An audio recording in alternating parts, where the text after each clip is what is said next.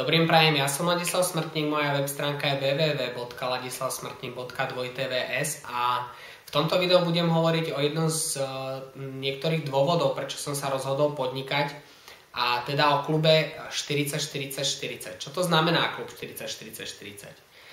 To je systém zarábania peňazí. To je model, do ktorého sme vychovávaní, do ktorého sme vedení aj cez náš vzdelávací systém.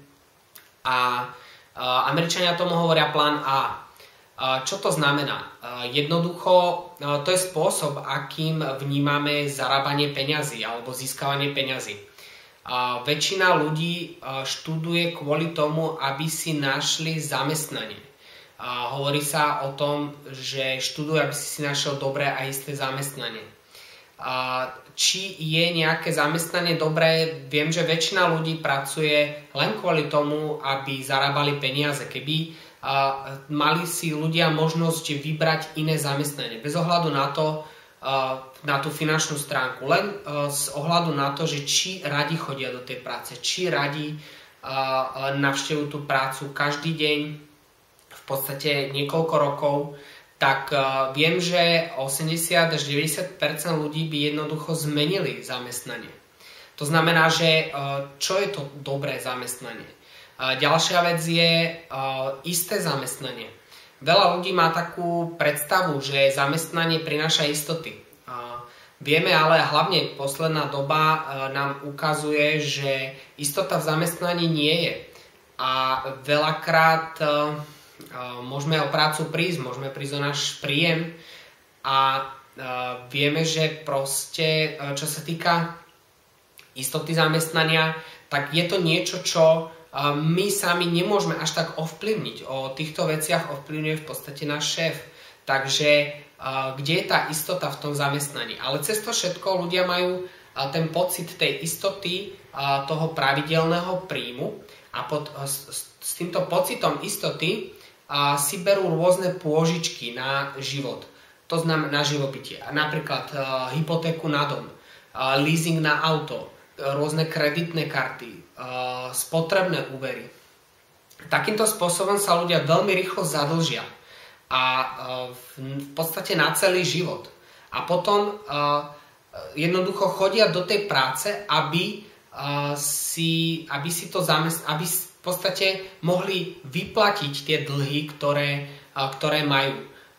Takýmto spôsobom sa vlastne zadlžia a stanú sa akoby otrokmi. Pretože musia chodiť v podstate do práce 40 hodín týždenne, a to je tá prvá 40-ka v tom klube 40-40-40, čiže 40 hodín týždenne, takýmto spôsobom 40 rokov, kým teda sa dostanú do dôchodkového veku. Mimochodom na Slovensku je to už 50 rokov, pretože sa táto doba stále predĺžuje, pretože nie sú peniaze na dôchodky. No a keď sa toho dôchodku vôbec dožijete, tak to vôbec žiadna sláva nie je, pretože tá posledná 40-ka, to je presne toľko, koľko dostanete na dôchodku. Čiže 40% z toho, čo zarábate. Predstavte si, keby vám váš šéf povedal, že budúcu výplatu ti dám len 40% z tvojej výplaty. Ako by ste s tým vyžili? Ako by ste s tým vyplatili svoje náklady? A vieme všetci, že jednoducho človek vekom nie je ani mladší, ani zdravší. Človek potrebuje vyššie náklady. Vieme, že všetko sa prirodzene zdražuje, ale zároveň starší človek potrebuje lekárskú starostlivosť, potrebuje lieky. Takže tie náklady sa stále zvyšujú. To znamená, že tento model v podstate zamestnania jednoducho nefunguje. Keď sa na to reálne pozrieme, nefunguje. A preto v podstate aj ja som hľadal možnosti, akým spôsobom by som mohol svoj príjem získavať iným spôsobom ako za zamestnanie. Akým spôsobom získať plán B. Akým spôsobom si vytvoriť vlastne finančnú slobodu, aby keď aj niečo robím, aby som to robil s tým, že to mám rád, že som s tým spojený a že nemusím chodiť do tej práce len kvôli tomu, že potrebujem peniaze. Takže toto v krátkosti o klube 40-40-40.